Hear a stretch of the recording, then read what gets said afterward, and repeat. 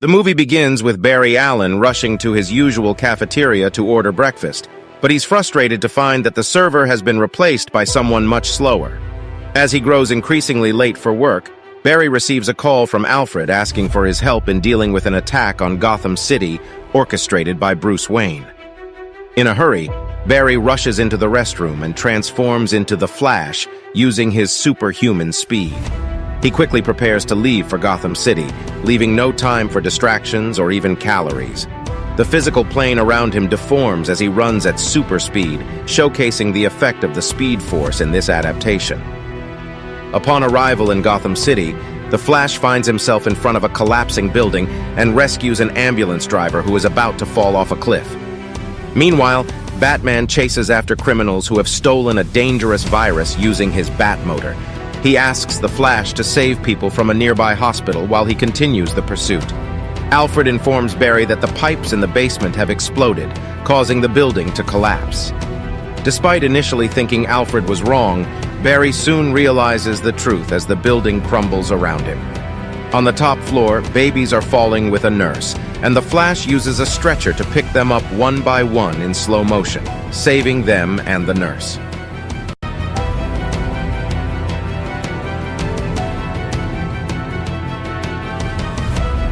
Afterward, Barry goes to meet Batman, who is dealing with the criminals trying to escape by exploding a tanker in front of his Bat motorcycle.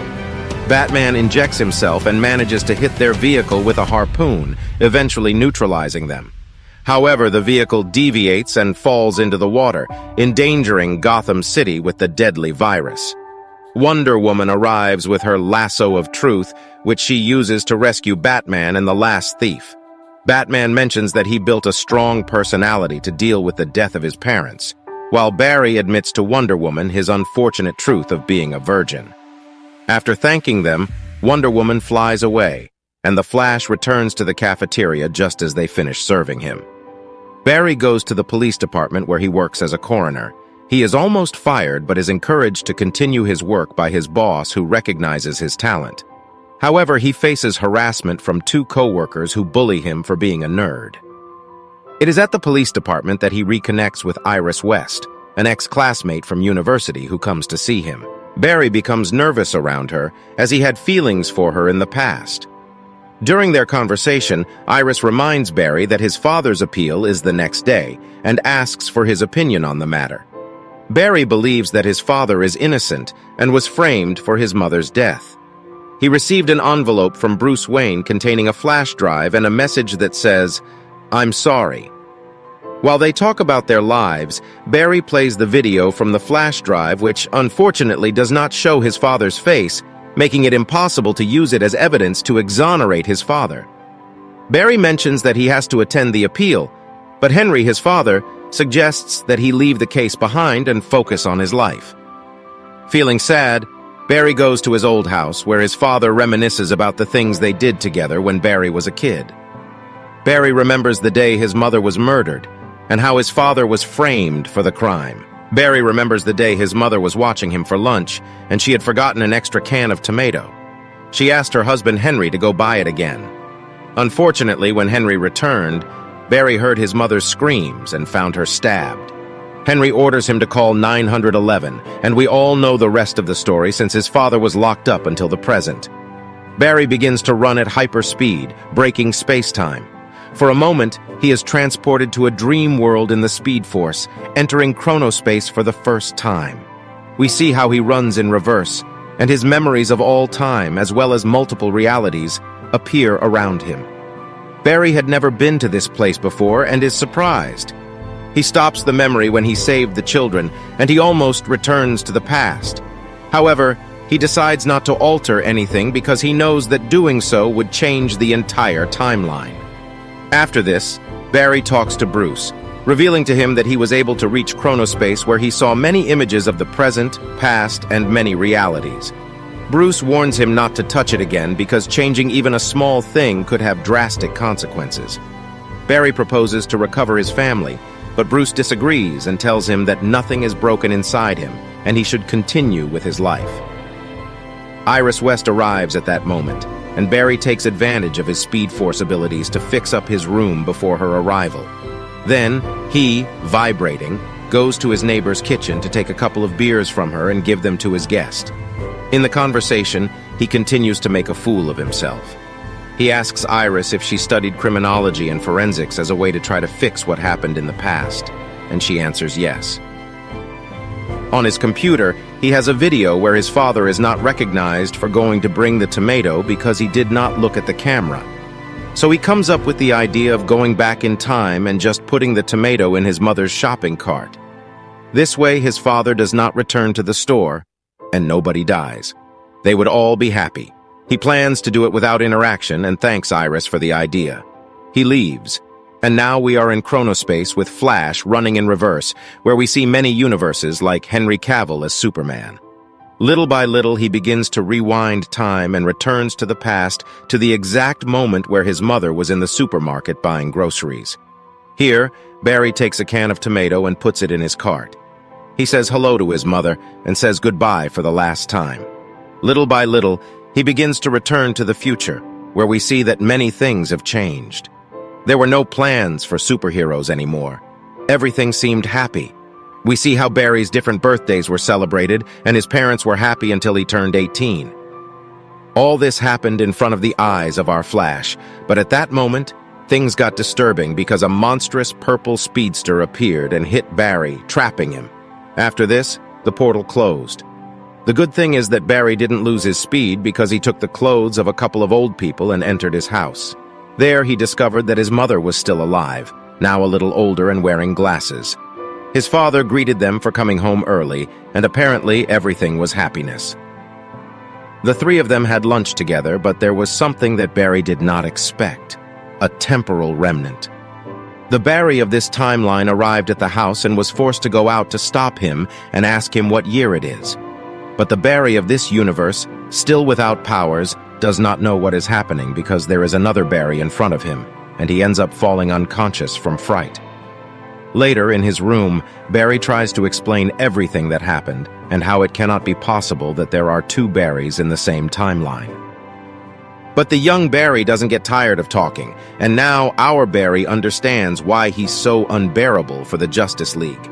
He's even about to hit him, but the young Barry reveals to him that today he has a date with a girl he loves, and her name is Iris West, so our Barry can't leave him unconscious. However, before they leave, they see that everything is cloudy, and our Barry asks what day it is. He realizes that lightning will strike in 30 minutes, so the young Barry must be in the forensic tower before it happens, because it's the time when the young Barry gets his power.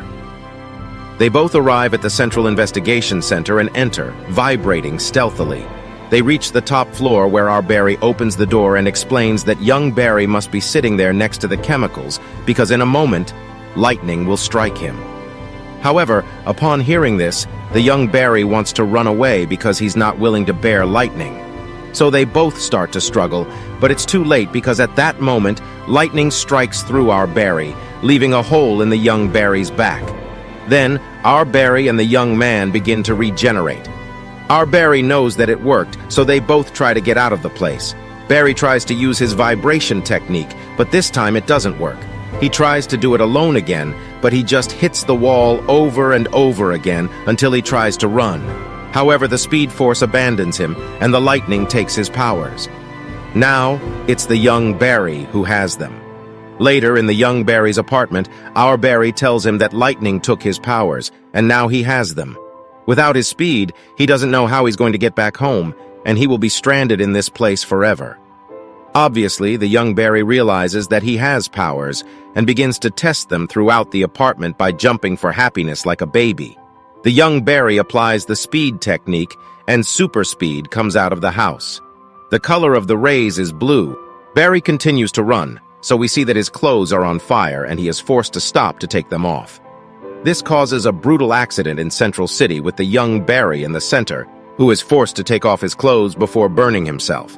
At that moment, he is spotted by the police, so he super speeds back home, where our Barry was waiting for him to explain that his clothes burn when he runs too much, and that's why people can transport him at high speed. But the young Barry is too busy eating to listen to him until he begins to vibrate, falling naked to his neighbor on the lower floor.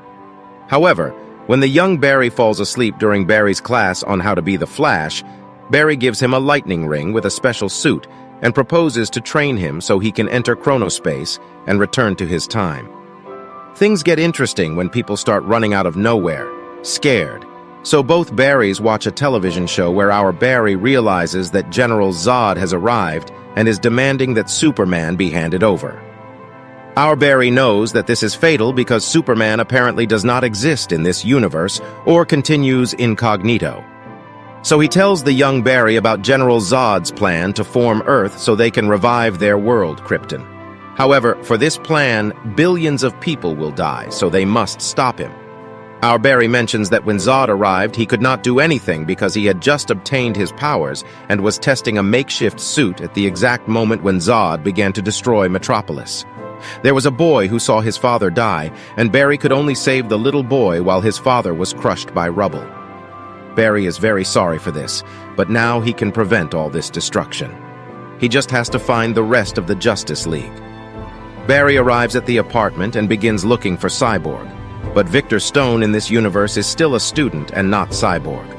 Wonder Woman does not exist either, and there is no news about her. As for Aquaman, nothing is known about him. Barry realizes that he has created a world without superheroes, but when he mentions the name of Batman, he realizes that everyone there knows him. That is, if he exists.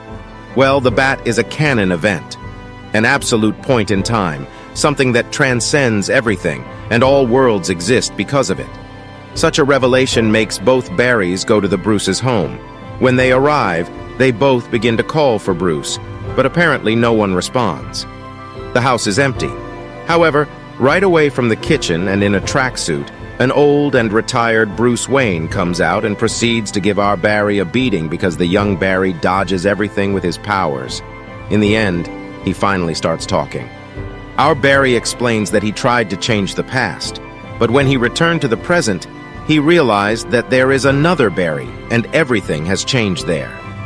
In this universe, Bruce Wayne reveals to Barry that when he goes back in time, the entire timeline is changed, including the past.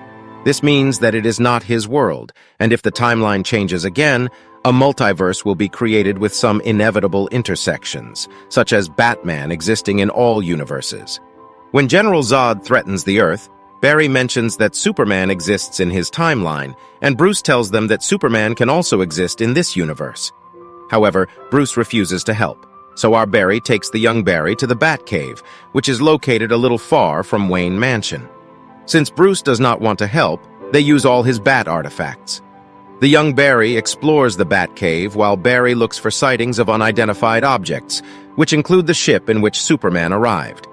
While exploring, the young Barry interrupts our Barry, but our Barry confronts him and calls him an immature child who cannot take anything seriously.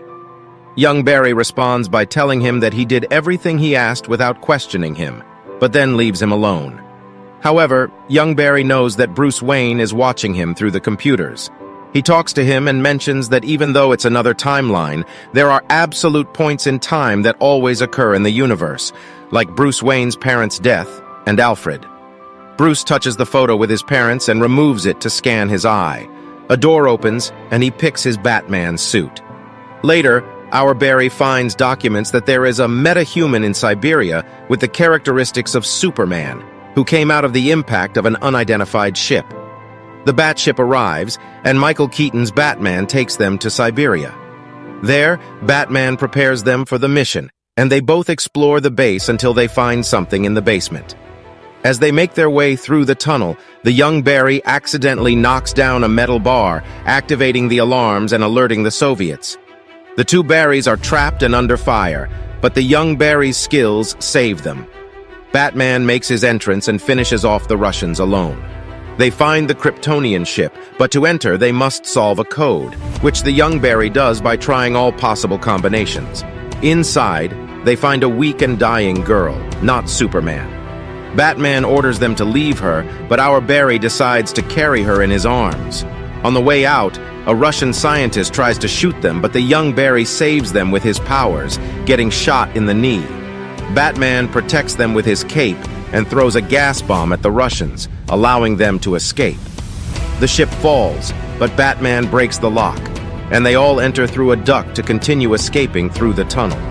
They are cornered again, but Batman places an explosive that sends them to the upper part. Here, the mysterious girl falls in the snow, and our heroes are cornered by the Russians.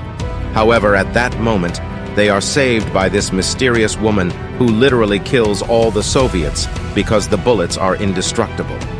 By the time the massacre ends, the girl falls unconscious, so they bring her back to the Batcave. They bring the girl back to the Batcave, where she wakes up and reveals that she is Supergirl, Superman's cousin.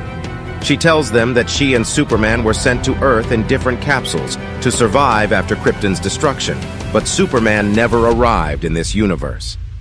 Our Barry sends Supergirl to the roof to recover her powers from the radiation of the sun. The young Barry asks her for help in fighting for defending humans, but Supergirl responds that billions of people will die, and it's not their war because humans were evil and had imprisoned them for a long time in the subsoil.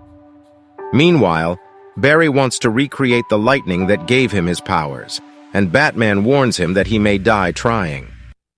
Batman asks Barry why he wants to fight in this universe instead of returning to another timeline or world.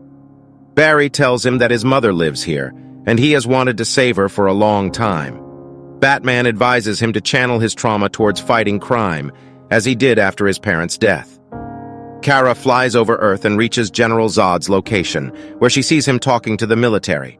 Since they have not brought Superman to him, the soldiers are beheaded in a massacre witnessed by no Kryptonians. We see our Barry gets in the chair with all the chemicals prepared and makes sure he is ready to receive the lightning. Batman had prepared an entire antenna that would attract that lightning, despite how crazy it was. Batman activates the electricity, which causes the lightning to arrive and hit Barry Allen, but it doesn't work, and instead leaves him on the verge of death. However, Barry asks Bruce to do it again and again, but the machine had broken down, leading to the end of Barry. But Kara appears then come to help him. We see how the dying Barry rises and takes flight to the top of the sky, where he mythically causes lightning in his body. Afterward, Barry returns to the Batcave, but he is dying. However, a spark of electricity springs from his hand and soon begins to regenerate. The young Barry remodels a suit for the Flash, and Batman joins their team. They intervene in the war between humans and Kryptonians. The three are left in the middle of the war between Kryptonians and humans. In the distance, General Zod is revealed, so the Supergirl launches to confront him. Zod replies that they were waiting for her, and this line is key, so be very careful. The human soldiers were being massacred by the Kryptonians in this war, and they prepare to intervene. However, the young Barry of the blue light receives a cut on the face, but before he is killed, the Flash saves him. In front of Kara, General Zod starts terraforming so that Krypton can come back to life. Zod reveals to her that he sent a Kryptonian boy to Earth with the key in his blood to bring Krypton back to life. She thinks it was Kal, but Zod reveals to her that he intercepted his ship and killed him, and the boy who had the key was her. Such a revelation makes Supergirl face Zod, using her thermal vision and sending him far away with a single blow. At the same time, the two Barrys unite, synchronize their abilities, and begin to massacre Kryptonians. The Supergirl apparently defeat General Zod and hit him against a ship. When she was about to cancel the terraforming, he fatally stabs her in the back. Immediately, his allies arrive with a machine that is inserted into her chest to extract the code. The young Barry went to help her, but when he arrives, it is too late because she is dead. Not only that, but Batman shoots at a ship that had a shield, and immediately Batman's ship receives very serious damage. So before dying, he says he will leave but not alone, and he crashes into a Kryptonian ship. Batman and Kara died, and the young Barry does not want to accept it, so he returns to Flash, telling him that this should not happen. Furious, he starts running at super speed. Flash thinks he's not that fast, but underestimates the anger of a Flash, so we see them both reach time-space to go back in time and save Batman and Kara. So Flash tells Batman that the ship he plans to attack has a shield. The Bat doesn't attack her, but chooses to go for the most powerful Kryptonian, who launches himself onto his ship. Unfortunately, this beast brutally beats Batman. However, he manages to stand up and explode his head. Although Flash arrives, it is too late because Batman's injuries are very serious, and he dies. At the same time, the young Flash tries to help Kara in her fight against General Zod, but he also has the power of super speed and takes her out of the whirlpool with a blow to later end her life. The young Barry, unable to accept the deaths, goes back in time to save them. However, he fails repeatedly and becomes crazier each time. Our Barry tells him that some problems have no solution and it is better to let go. He reveals that he returned to the past to save his mother, but it caused this world to die today. Young Barry goes back in time again to try to prevent the deaths, but our Barry accepts that some things cannot be changed. Our Barry tries to stop him, but the man appears. It's the Sprinter that we saw at the beginning who is not alive but is another version of young Barry with many deformities and immense power. The Sprinter overpowers Barry. However, young Barry returns to help and discovers from the deformed Sprinter that he is his future self. The Sprinter reveals that they are close to solving something, and all the multiple realities of the multiverse begin to converge, causing construction. We see a shot of Superman from the 80s, Jay Garrick from Earth 1 in black and white, and the first Superman and Supergirl movies in color, along with Nicolas Cage as Superman in some universe. Returning with the old remnant of Flash, he explains that it's all Barry's fault because our Barry should have let his mom die to make everything normal. But he refused, and the old remnant plans to kill him. Before that happens, the young Barry sacrifices himself by receiving the blow, and the old remnant of Flash disappears. As the two are the same person, the sad Barry dies in our Barry's arms, urging him to take care of Mom. Our Barry begins to run backward to return to the exact moment when his mother was in the supermarket. There he sees how his past self places the tomato in the cart, but this Barry takes it away to ensure events unfold as they should. He wears glasses and approaches his mother, who recognizes him in a familiar way. She hugs him while Barry cries, and he takes advantage of that moment to remove the tomato can. After saying goodbye, he returns to the future seemingly all right. There's a message from Iris West telling him that she sees him in court because today is the day of the trial appeal of his father. Thanks to Bruce Wayne's technology, it is revealed that his father was indeed buying the tomato cans, and he is acquitted after many years in prison.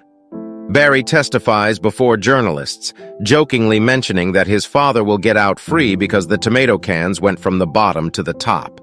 Everything seems happy, and Iris West asks him out on a date. However, as we all know, you cannot alter something in the past and expect everything to remain the same. Barry receives a call from Bruce Wayne, who arrives immediately in his supercar, but it is not Ben Affleck's Batman, it is George Clooney's Batman. Thanks for watching this video. If you enjoyed it, make sure to hit the like button and subscribe to my channel for more content like this. I always love hearing from my viewers, so feel free to leave a comment below with your thoughts on the video or any suggestions for future content. Once again, thanks for tuning in, and I'll see you in the next video.